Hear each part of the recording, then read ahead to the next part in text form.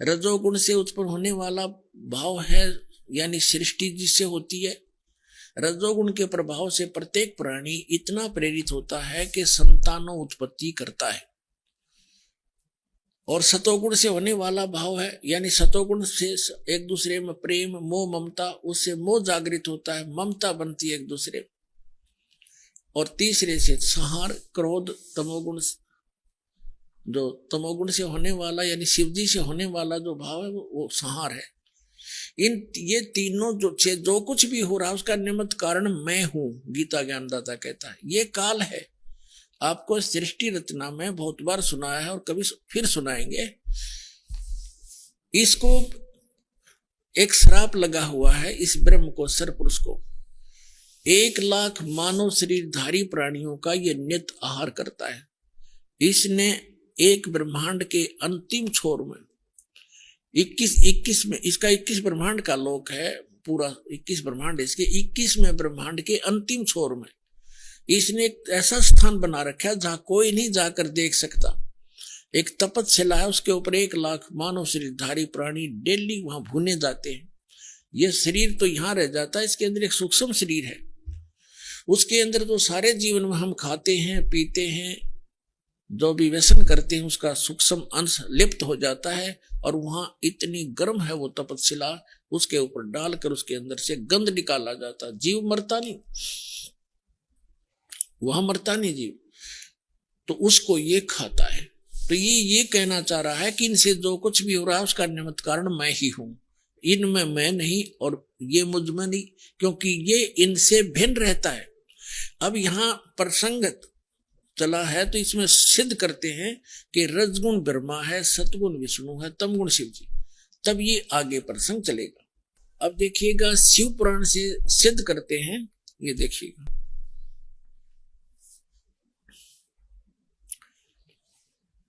ये गीता प्रेस गोरखपुर से प्रकाशित है।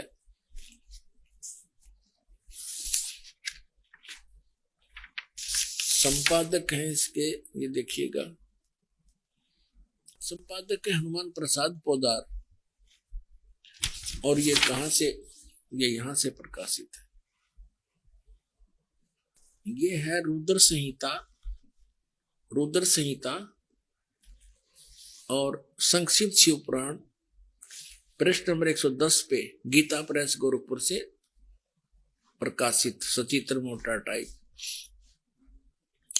इस प्रकार ब्रह्मा विष्णु और रुद्र, इन 3 देवताओं में गुण हैं, यानी रजगुण ब्रह्मा, सतगुण विष्णु, तमगुण शंकर।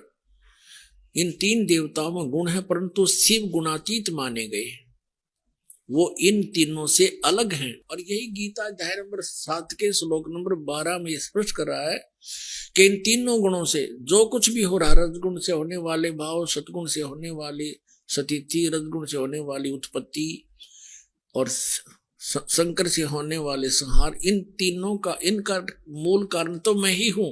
मेरे कारण ही हो रहा है, क्योंकि इसको 1,00,000 जीव मानव शरीरधारी प्राणी रोज खाने पड़ते हैं। और फिर ये कहता मैं इनमें नहीं और ये मुझ में नहीं।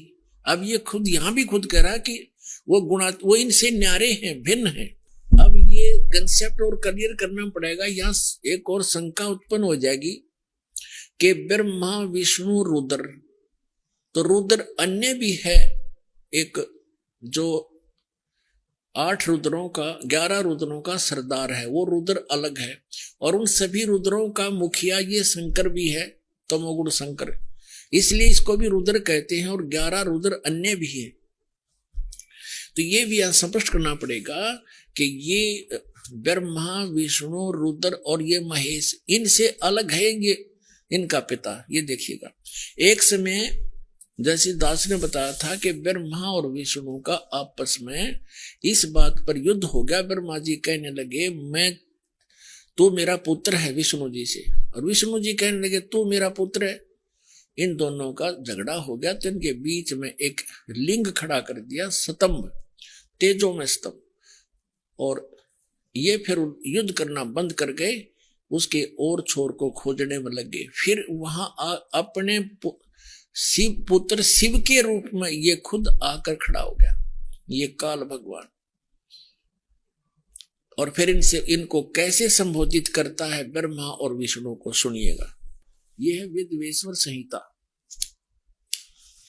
और संक्षिप्त शिव पुराण 24 पृष्ठ पे। ये तो थोड़ा सा सीन देखें, यहाँ ब्रह्मा और विष्णु के बीच में ये लिंग खड़ा कर दिया स्तंभ तेजों में, और फिर यहां आकर के क्या बोला, ब्रह्मा और विष्णु ने पूछा, प्रभु सृष्टि आदि 5 कर्तों के लक्षण क्या हैं, ये हम दोनों को बताइए। भगवान शिव बोले, ये काल है इनका पिता। भगवान शिव बोले, मेरे कर्तों को समझना अत्यंत गहन है, यद्यपि तथापि मैं कृपा पूर्वक तुम्हें उनके विषय में बता रहा हूं। अब अपने 24-25 पे पढ़ लिया, अब 26 पे पढ़ते हैं, अपने मतलब की बात पढ़ेंगे। यहां आगे हम नीचे, पुत्रो, ब्रह्मा और विष्णु को ये काल बोल रहा है, पुत्रो तुम दोनों ने तपस्या करके प्रसन्न हुए मुझ परमेश्वर से सृष्टि और सतिथि नामक 2 कृत यानी जो 2 विभाग, ये 2 जॉब प्राप्त किए हैं, और ये दोनों तुम्हें बहुत प्रिय है। इसी प्रकार मेरी विभूति स्वरूप रुद्र और महेश्वर ने, मैं नहीं है, ने 2 अत्यंत उत्तम कृत संहार और तिरोभाव प्राप्त किए। अब देखो, ये ब्रह्मा विष्णु महेश, तो ये हो गए दोनों पुत्र, रुद्र और महेश्वर, ये इन दोनों से न्यारे यानी 4 हो गए, और बोलने वाला वो इनका पिता इनसे अलग है। अब यहां फिर और देखते हैं, स्पष्ट हो जाता है। यहां देखो, मैंने पूर्व काल में अपने स्वरूप भूत मंत्र का उपदेश किया है, जो ओंकार के रूप में प्रसिद्ध है, और वह महामंगलकारी मंत्र है। सबसे पहले मेरे मुख से ओंकार ओम प्रकट हुआ, जो मेरे स्वरूप का बोध कराने वाला है। ओंकार वाचक है, मैं वाच्य हूं, यह मंत्र मेरा स्वरूप ही है। प्रतिदिन ओंकार का निरंतर स्मरण करने से मेरा ही सदा स्मरण होता है। मेरे उत्तरवर्ती मुख से आकार का, पश्चिम मुख से उकार का, दक्षिण मुख से मकार का, और पूर्ववर्ती मुख से बिंदु तथा मध्यवर्ती मुख से नाद का प्राकट्य हुआ। इस प्रकार 5 अवयव से युक्त ओंकार का विस्तार हुआ है। इन सभी अवयव से एकीभूत होकर यह प्रणव ओम नामक एक अक्षर हो गया। अब यहां हमने देखना है कि ये ओम एक अक्षर जो है, ये ब्रह्मा विष्णु महेश के पिताजी का है, और वो कौन है? वो ब्रह्म है, वो काल है। ये ब्रह्म का मंत्र है ओम। गीता अध्याय नंबर 8 के श्लोक नंबर 13 में ये गीता ज्ञानदाता गीता बोल रहा है, इसे ये भी स्पष्ट होता जाएगा। ओम इति एकाक्षरम ब्रह्म व्यवहारण मामनुसमरण, ये देखिएगा। अब हमने शिवपुराण रख दिया, श्रीमद् भगवत गीता उठा लिया। गीता प्रेस ग्रुप से प्रकाशित है। 8वें अध्याय का 8वां अध्याय श्रीमद् भगवत गीता, ये 13वां श्लोक यहां शुरू होता है। ये 13वां श्लोक यहां पर है। इसमें क्या है? ओम इति एकाक्षरम ब्रह्म व्यवहारण माम अनुसमरण ये प्रयाति तजन देहम सयाति परमाम गतिम। गीता ज्ञानदाता कह रहा है कि माम ब्रह्म, मुझ ब्रह्म का ओम इति एकाक्षरम, यह ओम एक अक्षर है, नथिंग एल्स।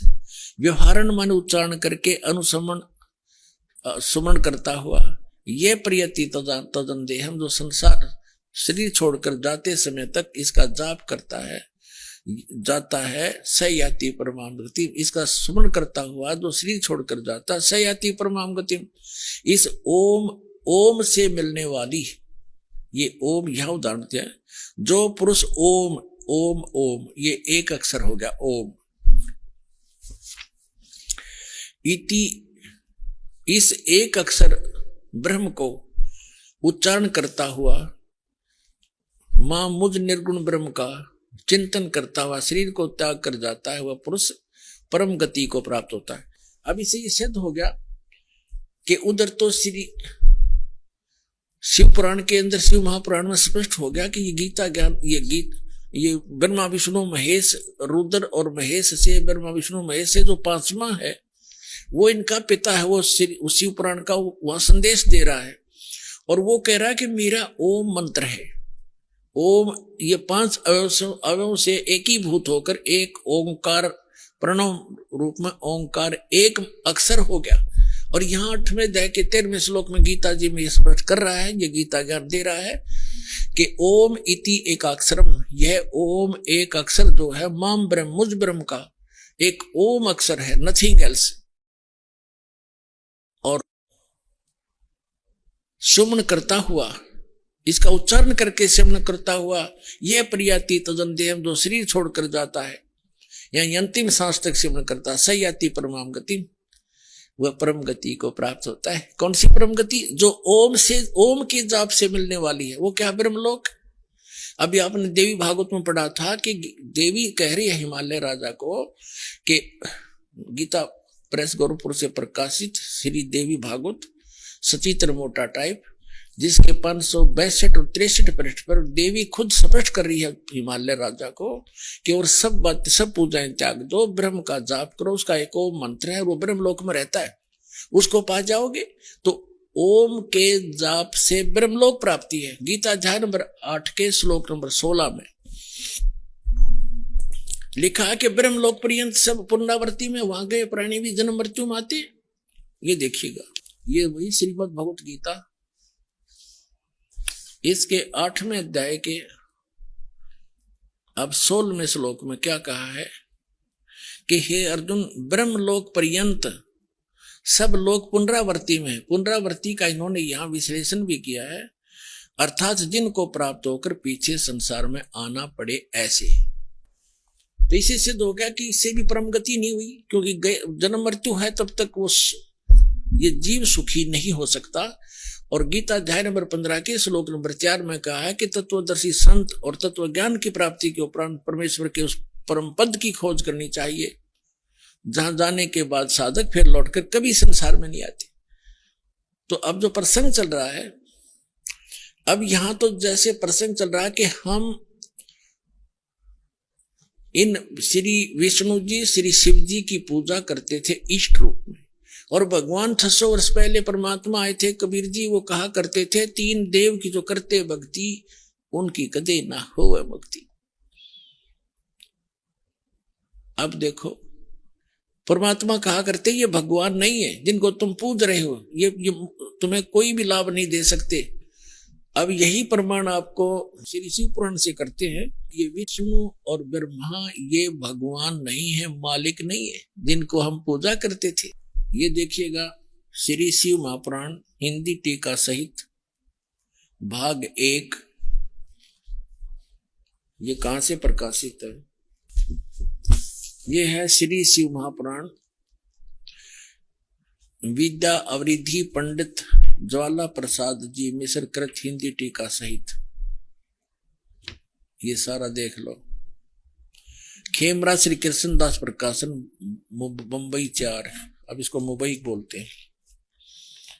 इसको आपको ले चलते हैं विद्वेश्वर संहिता के 11 पृष्ठ पे। ये देखिएगा, पृष्ठ नंबर 11, शिव महापुराण पृष्ठ नंबर 11, विद्वेश्वर संहिता भाग 1 अध्याय 6 में नंदीकेश्वर बोले,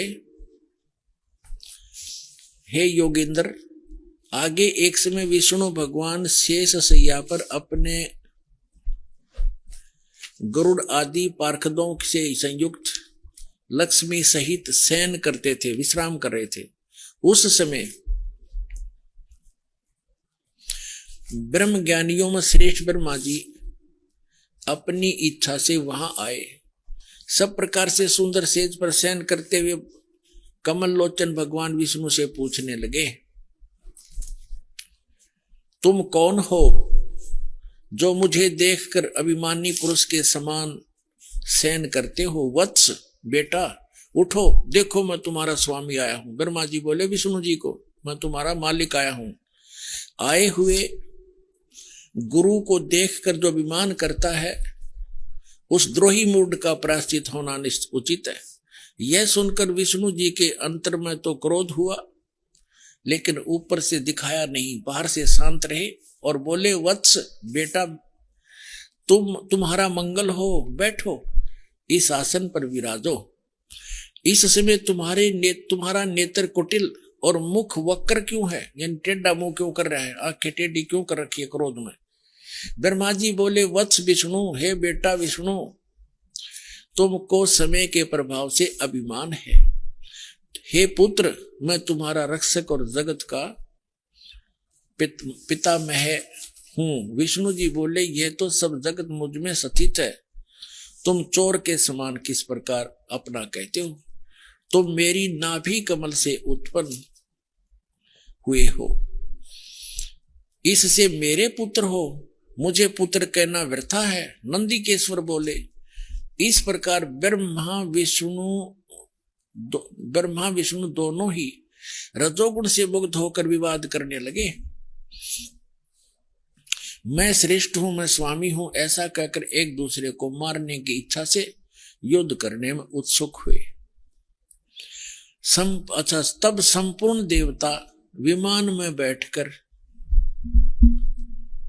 उस महा अद्भुत युद्ध को देखने चले आए और आकाश से उनके ऊपर फूल बरसाने लगे। हमारे देवताओं, अकल देखो इन देवताओं की।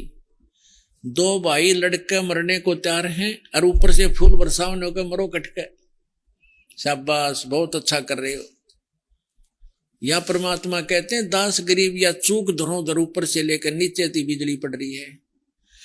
अरे देवता कमावे और उन युद्ध मरते ने देखे, उन्होंने तो नीचे आकर हाथ जोड़ना चाहिए था, उनके बीच में खड़ा हो जाना चाहिए था।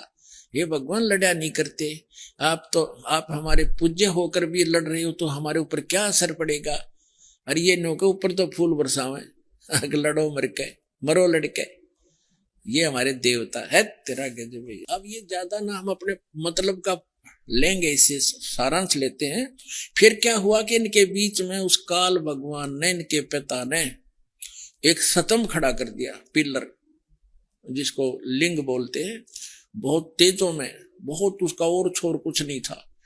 तब ये दोनों उसके लड़ना बंद कर दिया और छोर खोजने में लगे। फिर वो स्वयं आ गया और उनसे क्या कहने लगा, देखिएगा। अब पढ़ेंगे विद्वेश्वर संहिता ये 17 पृष्ठ पे। ये पहले 11 पर पढ़ा था, अब 17 पर पढ़ रहे हैं। विद्वेश्वर संहिता भाग 1 अध्याय 9, वो 6 में पढ़ा था। अब यहाँ क्या, नंदीकेश्वर बोले, इस प्रकार भगवान ने उन नम्र हुए ब्रह्मा और विष्णु को अनुग्रह करके ये कहा, उन दोनों की अज्ञानता और वैर को दूर करने के अर्थ दोनों से कहा भगवान ने, इस काल ने, इनके पिता ने। क्या कहता है कि मेरे सकल और निष्कल भेद से दो स्वरूप हैं, परंतु और ईश्वर नहीं। इस कारण से ये दो स्वरूप नहीं हो सकते। पहला सतम रूप, यानी पहले तो पिलर खड़ा कर दिया और बाद में पीछे मूर्तिमान रूप धारण किया और शिव रूप में आके खड़ा हो गया, धारण किया। इससे ब्रह्म रूप निष्कल है, पिलर न तो ये ब्रह्म रूप का है, और ईश्वर रूप सगुण है, शिव रूप में आके खड़ा हो गया। ये मेरे ये दोनों रूप सिद्ध हैं, दूसरे किसी के नहीं हो सकते। इस कारण तुम दोनों को अथवा दूसरों को, ब्रह्मा और विष्णु को कह रहे हैं, ईश्वरत्व की प्राप्ति नहीं हो सकती। तुम दोनों ने अज्ञान से अपने को ईश माना, अपने को भगवान मान लिया। ये बड़ा ही अद्भुत हुआ। इसके दूर करने को ही मैं रण स्थान में आया। अब तुम दोनों अपना अभिमान त्याग कर मुझ ईश्वर में अपनी बुद्धि लगाओ। मेरे प्रसाद से लोक में सब अर्थ प्रकाश करते हैं। यहां क्या कहता, मैं ही ब्रह्म हूं, मैं ही परब्रह्म हूं और मेरा ही अकल रूप है। ब्रह्म होने से मैं ईश्वर हूं, अनुग्रह आदि का ही मेरा कर्तव्य है। अब ये हमने जो लेना है वो यही लेना था। आगे देखिए, अब हम आगे 18 पृष्ठ पे, वो 17 पृष्ठ था। अब हम अध्याय 10 पढ़ेंगे, विद्वेश्वर संहिता भाग 1 का। ये 10वां 9वां यहाँ समाप्त हो जाता है, ये 10वां प्रारंभ होता है। यहाँ आगे हम नीचे, हे पुत्रो, ब्रह्मा और विष्णु को कहता है वो शिव इनका पिता जो शिव रूप में खड़ा है, यह कृत आपने तप से प्राप्त किए हैं, जो कि सृष्टि की उत्पत्ति और पालन कहता है, जो मैंने प्रसन्न होकर तुम्हें दिया है। हे पुत्रो, यह कृत आपने तप से प्राप्त किया है, जो सृष्टि की उत्पत्ति और पालन कहता है, सो मैंने प्रसन्न होकर तुम्हें दिया है। इसी प्रकार दूसरे 2 कृत रुद्र और महेश को ये 4 सिद्ध करने थे दास ने, और 5वां ये बोल रहा है, हे पुत्रो, ये तो ब्रह्मा और विष्णु के विषय में कह दिया कि जो सृष्टि की उत्पत्ति और पालन ये मैंने तुमको दिए हैं। इसी प्रकार दूसरे 2 कृत रुद्र और महेश को प्रदान किए हैं, परंतु अनुग्रह कृत कोई भी पाने को समर्थ नहीं है। सो पूर्व के कर्म तुमने। अब यहां ये क्या, इससे ये क्या सिद्ध हुआ? एक तो ये सिद्ध हो गया कि विष्णु और ब्रह्मा, रुद्र और शंकर, इनसे अलग है ये गीता का जो शिव पुराण का ज्ञान दे रहा है। और ये कह रहा है ब्रह्मा और विष्णु को कि तुम ईश नहीं हो, और उसी कैटेगरी के ये रुद्र और महेश्वर बताए इसने, तुम भगवान नहीं हो। इससे सिद्ध है कि हम जिसकी पूजा किया करते विष्णु और शंकर की, ये भगवान नहीं थे। और ये हमारे देव, ये हमारे धर्म गुरु आचार्य शंकराचार्य और जितने मंडलेश्वर, ये नहर ऋषि वहां थे, न कख भी पता नहीं था इन हमारे सदग्रंथों का, इनके अंदर कैसा निर्णायक ज्ञान है। तो अब हम अपने उस प्रसंग पर आते हैं। एक तो ये सिद्ध हो गया कि इसमें एक और शंका का समाधान करते हैं। इसी शिव पुराण के अंदर जो खेमराज श्री कृष्ण के दास मुंबई के प्रकाशन में है, उसमें क्या है, उसमें ये स्पष्ट किया है कि जैसे ये क्या कहता है कि मेरा एक ओंकार मंत्र है, और जैसे हमारे ये धर्म गुरु क्या बताया करते हैं, इस अनुवाद जो किया है ना गीता प्रेस गोरखपुर से प्रकाशित में शिव पुराण में, उसमें उन्होंने गलती कर रखी है।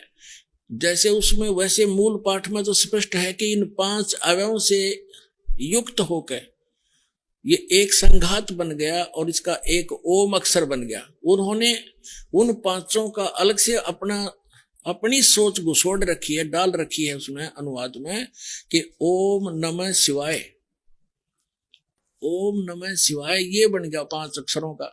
नहीं, ऐसा इसमें कोई प्रावधान नहीं है, ये झूठ है। बस इतना ही काफी।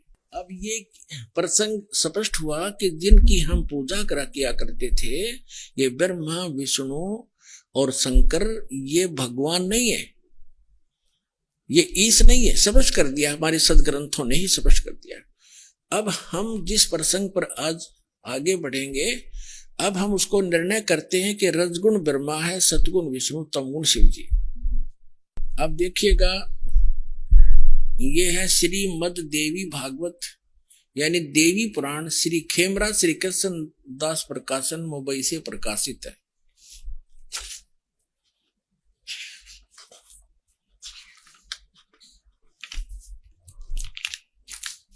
अथ देवी भागवतम सभास्तिकम समात्यम, खेमराज श्री कृष्ण दास प्रकाशन मुंबई 4 से प्रकाशित। यहां पर तीसरा स्कंद प्रारंभ होता है। अत श्री मद देवी भागवते भाषा टीका युक्ते तृतीय स्कंद है प्रारंभते। अब तीसरा स्कंद प्रारंभ होता है। हम इसके हम आपको 11 पृष्ठ पे ले चलते हैं। ये 11 पृष्ठ पे 5वां अध्याय, इसमें यहां हम पढ़ेंगे 5वें अध्याय का 8वां श्लोक। हे मात्र, ये 7वां समाप्त हुआ। हे माता, यदि हमारे ऊपर सदा आप दया युक्त हो तो हमको तमोगुण में किस प्रकार प्रदान किया? शंकर भगवान बोल रहे हैं ब्रह्मा रजोगुण और हरि सतगुण, हरि सतगुण युक्त क्यों किए? युक्त किए किस प्रकार किए? अब यहां संस्कृत भी पढ़ेंगे हम। ये संस्कृत है, ये हिंदी यहां पर हमने पढ़ी है। ये 8वां श्लोक है। यदि दया धर्मना न सदा अंबिके कथम अहम, यदि दया धर्मना न सदा अंबिके कथम अहम विहित है। किस प्रकार मैं बना दिया हे अंबिके, हे माता, तमोगुण और कमल जय, कमल से उत्पन्न होने वाले ब्रह्मा को रजोगुण संभव, रजोगुण क्यों बना दिया? और सुवित केमु सतोगुण हरि, और विष्णु जी को आपने सतोगुण किस प्रकार बनाया, क्यों बनाया? देखो इस बात से ये हमारे ये देवता भी परिचित हैं कि जो हम कर रहे हैं ये अच्छा नहीं हो रहा। इसलिए तो ये कह रहे हैं कि यदि आप हम पर दया युक्त हो तो हमारे को ऐसा क्यों बना दिया? हमसे एक से ब्रह्मा से निकल रहे उसकी तरंगों से सब प्राणी प्रभावित होते हैं और सृष्टि उत्पत्ति करते हैं, बच्चे पैदा करते हैं, और विष्णु जी से निकल रही तरंगों से एक दूसरे में ममता में फंसे पड़े हैं, और मेरे से फिर एकदम संहार होता है। ये ऐसा क्यों हो रहा है? यदि आप हम पर दयालु हो, हमें ऐसे गुणों वाले क्यों बना दिया? मुझे तमोगुण क्यों बना दिया? और शंकर जी को सतोगुण और शिव जी को तमोगुण क्यों बना? इति सिद्धम रजगुण ब्रह्मा सतगुण विष्णु तमगुण शिव जी। तीसरा, एक तो आपको शिव पुराण में बता दिया कि रजगुण ब्रह्मा विष्णु महेश इन तीनों देवताओं में गुण है, और वो शंकर इनसे न्यारा है, वो गुणातीत माना गया।